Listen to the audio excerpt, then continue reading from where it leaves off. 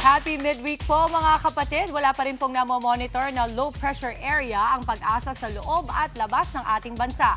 Ngunit ilang pag-uulan po ang naranasan kahapon sa ilang bahagi ng bansa po natin. Ano ang dahilan nito at magtutuloy-tuloy po ba ito ngayong araw ng Miyerkules? Alamin na natin yan. Kasama ang ating resident meteorologist, Weather Tito Alvin, na laging may panahon para sa iyo. Good morning kapatid! Good morning kapatid, ulat panahon na po tayo ngayong araw ng Miyerkules. Tama ka dyan, Mami Dims, wala pa naman tayong binabantayan anumang sama ng panahon sa loob at labas ng ating Philippine Area of Responsibility.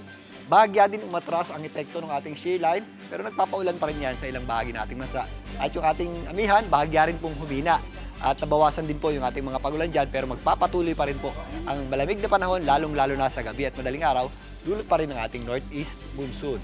Yung ating shear line po ay nagdadala pa rin ng mataas na tsansa ng pagulan sa ilang bahagi ng Caraga Region, particularly sa Surigao del Norte. Pero ang natitirang bahagi ng Mindanao ay makakaasa naman ng aliwalas sa panahon. At kung may mga pagulan tayo, ito po yung mga isolated lamang o yung mga dumadaang pagulan tuwing sumasapit ang hapon at gabi.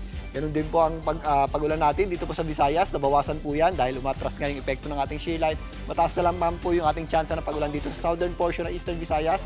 Yan po ang probinsya ng Leyte. Pero ang natitirang bahagi ng Visayas, kasama na po dyan ng Cebu at Bohol, ay magpapatuloy na magkakaroon ng maaliwalas sa panahon. At kung minsan, meron din tayong mga pulo-pulo o yung mga isolated na pagulan o thunderstorms tuwing hapon at gabi. Nabawasan na rin po yung mga pagulan dulot ng ating amihan o northeast monsoon.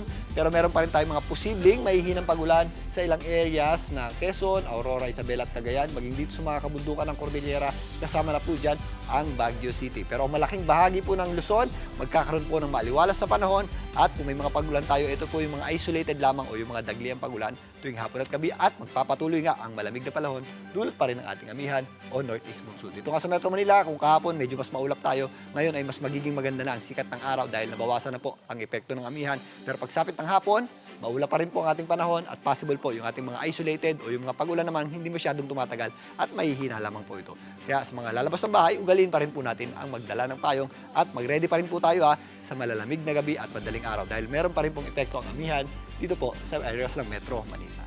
Bago na mga kapatid, ang ating araw po ay sisikat. Maya-maya lamang po yan, 6:25 ng umaga at bulig lulubog mamayang 5:53 ng hapon.